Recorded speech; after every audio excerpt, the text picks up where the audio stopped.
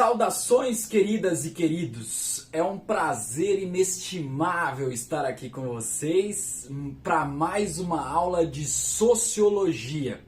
Espero que vocês desfrutem do tema de hoje, que é cidadania e a sociedade moderna.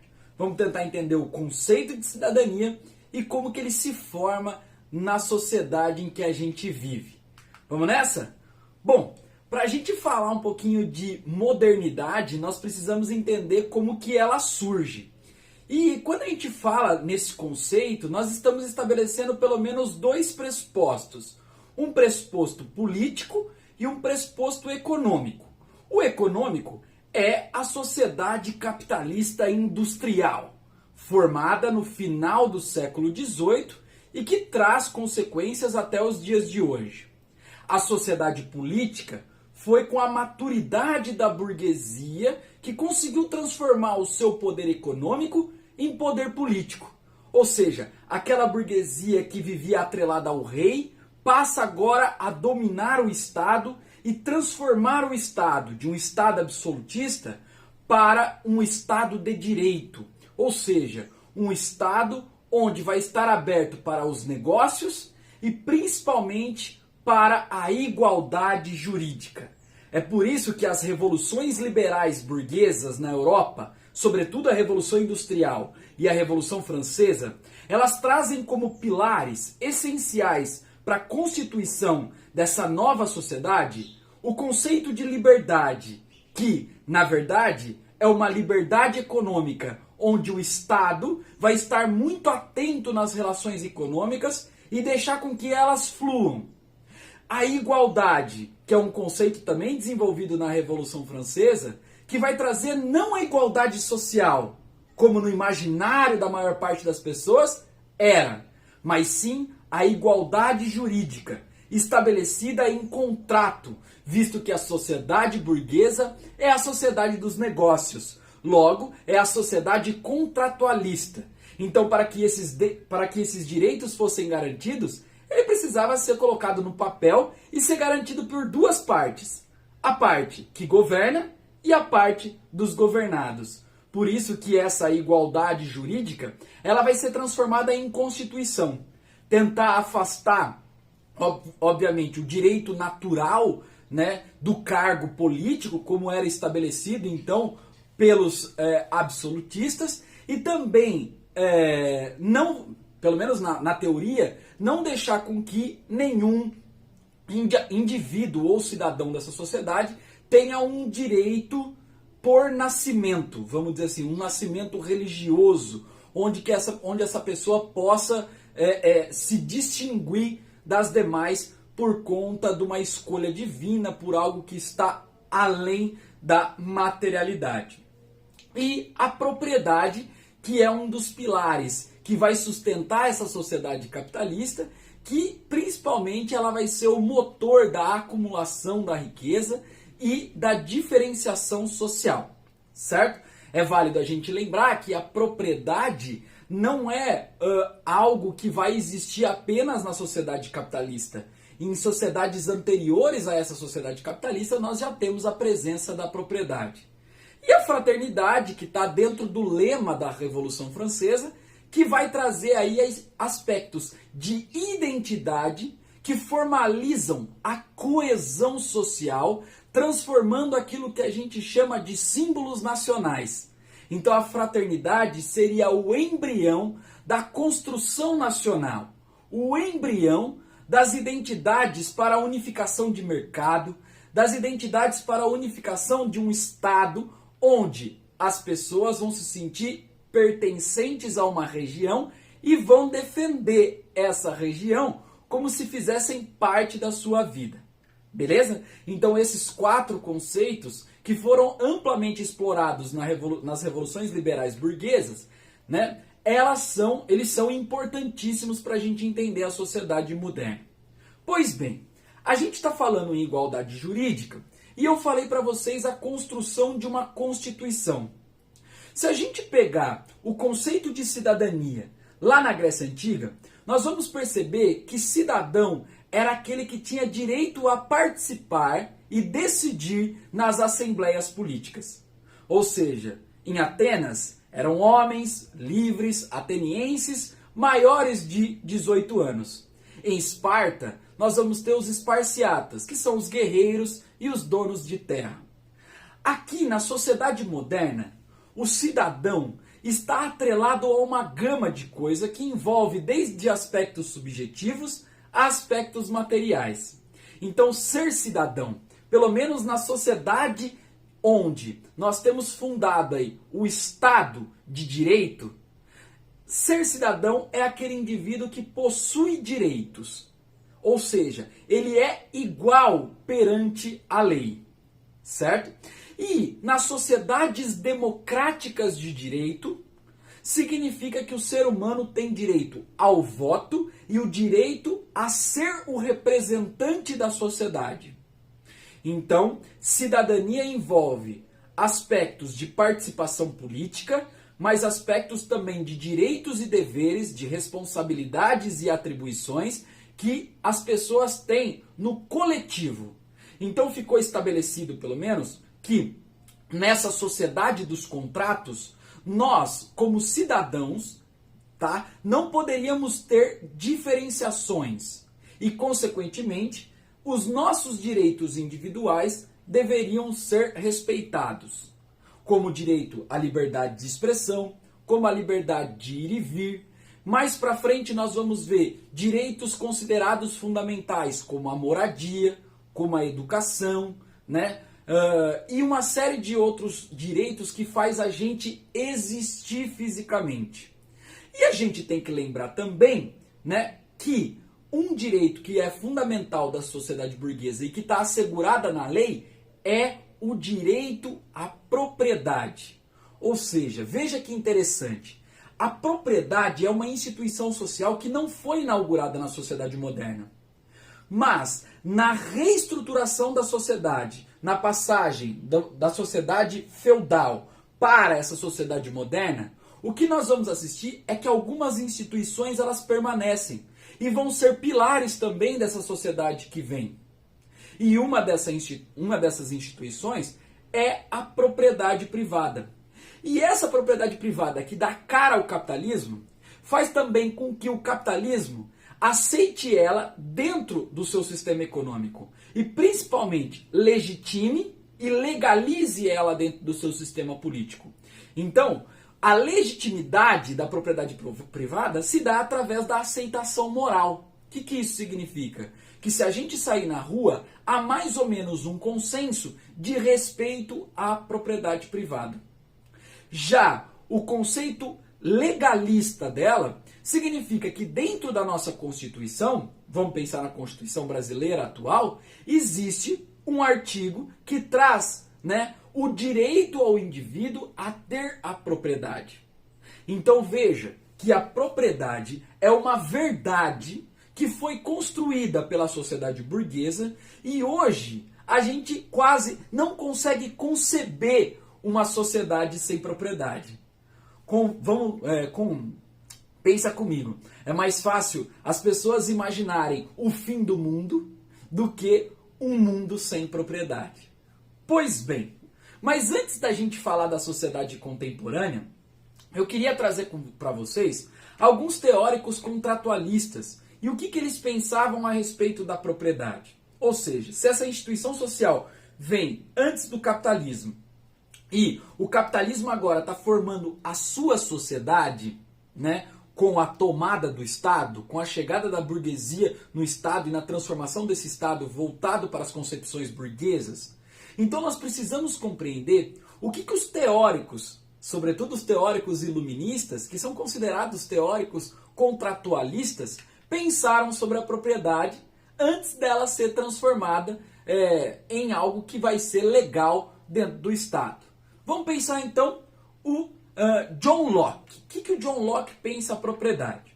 O John Locke é um dos intelectuais que vai tentar dividir o ser humano, né, como se ele pudesse viver em dois aspectos de mundo.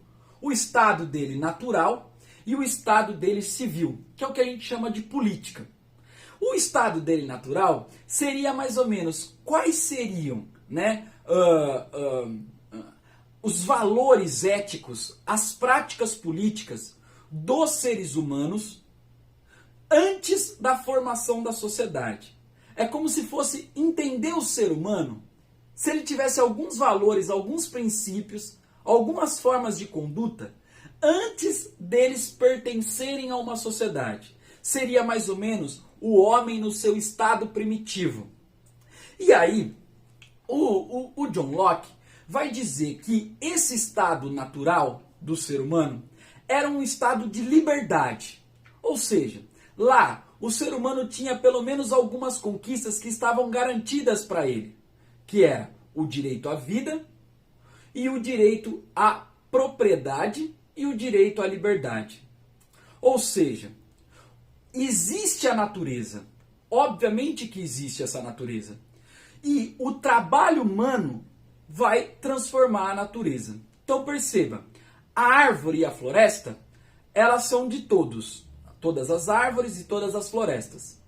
Porém, se com a minha energia humana, se eu for até a floresta, derrubar uma árvore e construir uma ferramenta para a terra de madeira, essa ferramenta passa a ser uma propriedade particular, fruto do meu trabalho.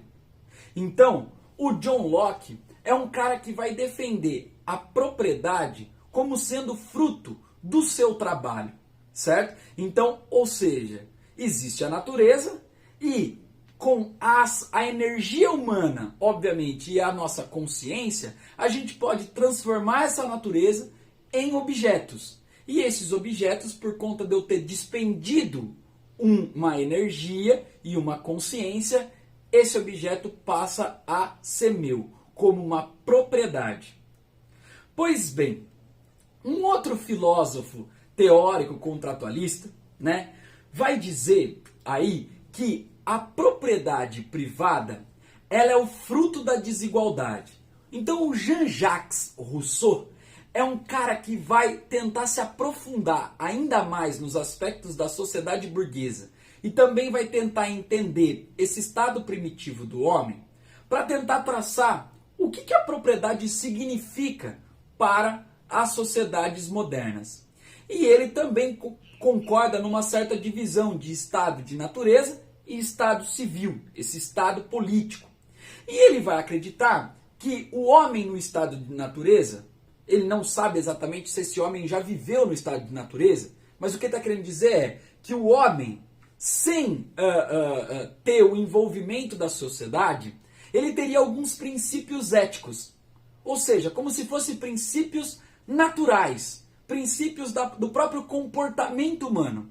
E esses princípios regulariam a sociedade não, mas essas relações humanas como sendo boas. Então seria o bom selvagem, ou seja, um aspecto de solidariedade, um aspecto de respeito, que seria o motor central das relações humanas nesse estado primitivo. Mas a sociedade civil se desenvolveu e a gente tem ela hoje e isso é uma realidade. E aí o Jean-Jacques Rousseau vai pensar que a sociedade civil nasceu com a introdução da propriedade privada. Ou seja, para ele, a propriedade privada inaugura a sociedade civil quando um homem, né, um ser humano, cerca um pedaço de terra e diz que aquilo é dele. Consequentemente, outras pessoas passaram a respeitar essa narrativa desse homem. Ou seja, se ele fala que é dele e outros seres humanos não ligam para isso, não concordam e acabam ocupando essa propriedade e falando que é uma propriedade comum, a propriedade privada não teria nascido. Mas a partir do momento que o indivíduo falou que aquela propriedade era dele e tantas outras pessoas respeitaram essa propriedade privada, logo essa propriedade privada passa a ser inaugurada, né, inaugura a sociedade civil. E, obviamente, a gente vai conceber que não vai haver propriedade privada para todos os indivíduos. Então, o que esse ser humano fez? Ele construiu uma sociedade de contrato, né? Uma sociedade onde nós vamos ter regras bem definidas para que respeite essas propriedades que foram criadas ao longo da história humana. E, consequentemente, Essa sociedade que tem contrato, mas não tem propriedade para todo mundo, vive, né, de certa forma, um caos social. Ou seja, é uma sociedade corrompida, movida pela ganância, movida pelo individualismo, movida pelas disputas entre si. E, consequentemente, o que nós vamos ter aí, segundo Rousseau? Que o homem é bom por natureza, mas a sociedade acaba corrompendo ele. Beleza? Então, veja que interessante, né?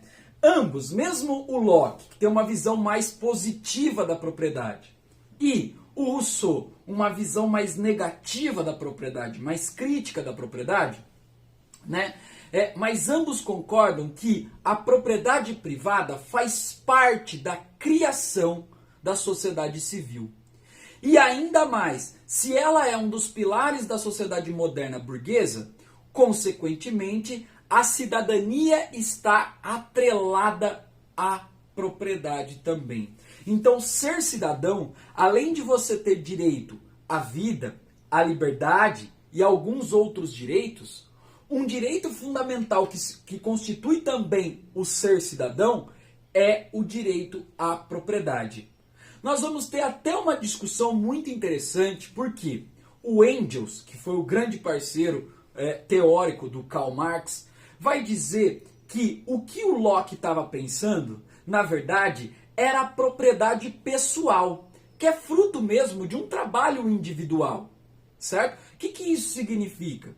Que as minhas ferramentas, os meus equipamentos, né, que eu utilizo no dia a dia para conseguir a sobrevivência, isso é fruto mesmo de um trabalho individual. Então o Engels vai falar assim, pera lá, Locke, não é muito bem assim que funciona. Essa propriedade que você narrou na sua teoria é a propriedade pessoal. E o Engels diz, essa propriedade ela tem que ser particular mesmo, ela tem que ser do indivíduo, porque é fruto do trabalho dele. Mas o que o Engels não concorda é com a propriedade privada dos meios de produção. Ou seja, é aquilo que é comum e que acabou sendo usurpado, que acabou sendo sequestrado, que acabou sendo expoliado por uma pessoa. Então, o que a gente pode compreender disso?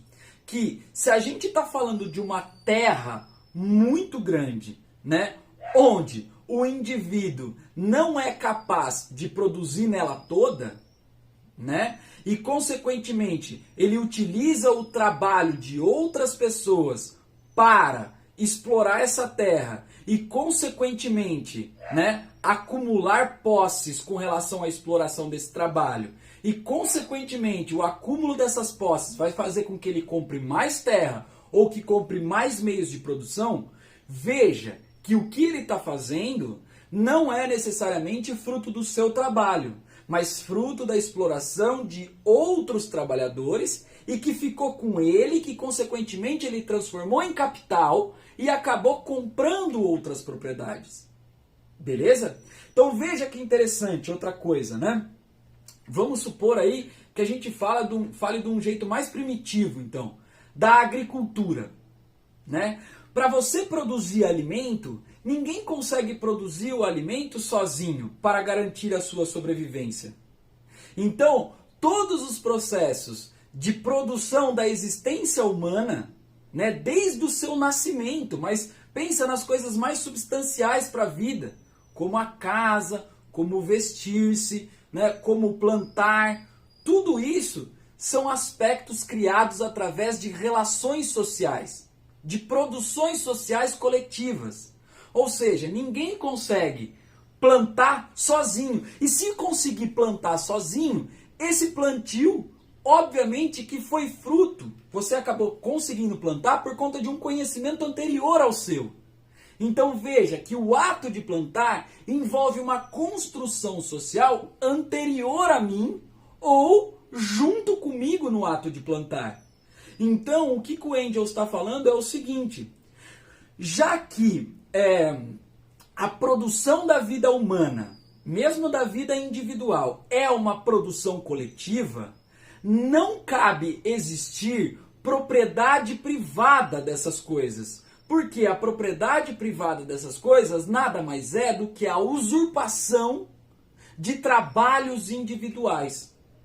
Então, o que o Engels compreende é que possa existir, sim, a propriedade pessoal e deve existir a propriedade comum, porque isso é fruto de relações sociais. Quando há uma exploração, obviamente que existe aí a determinação de duas classes. A classe que usurpa, a classe que expolia e a classe que é usurpada, que é expoliada. Beleza? Então nós vimos aí pelo menos 3 visões acerca da propriedade.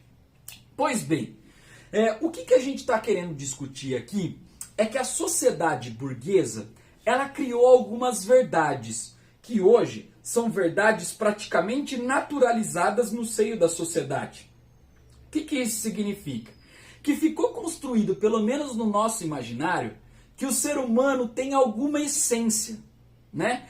Essa essência seria um conjunto de princípios que são ahistóricos. O que significa isso? Que independe, né, do tempo histórico, esses princípios eles devem ser respeitados. Ou seja, eles devem ser protegidos, tá? E esses princípios, que são chamados de direitos naturais, que estão compreendidos nesse estado natural do ser humano, foram transformados em direitos positivos. Ou seja, em direitos legais, em direitos constitucionais.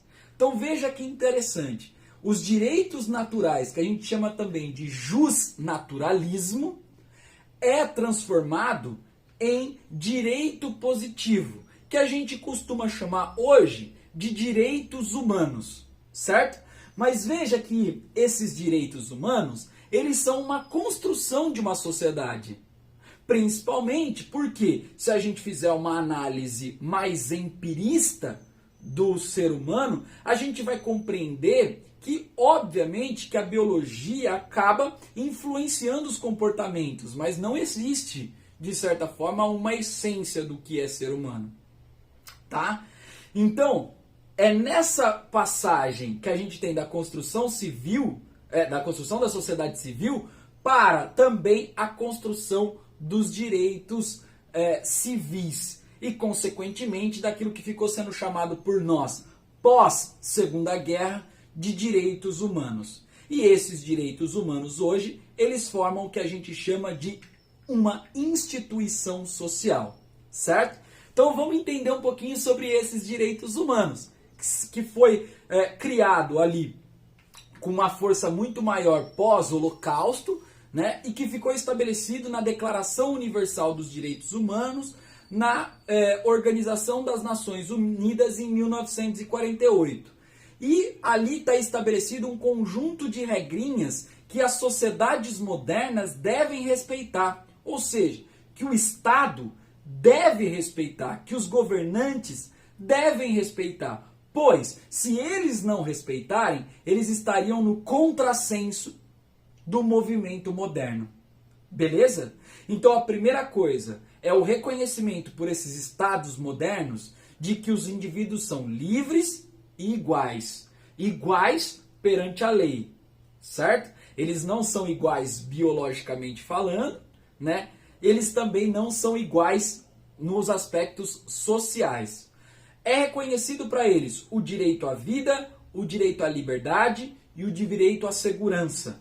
E, consequentemente, na Declaração Universal dos Direitos Humanos, nós também temos o direito à propriedade. Então veja que há muito descompasso daquilo que se fala dos direitos humanos para aquilo que se é os direitos humanos. Então, o que são os direitos humanos? Então essa é uma prática, né, que a gente vê de constituição da sociedade burguesa.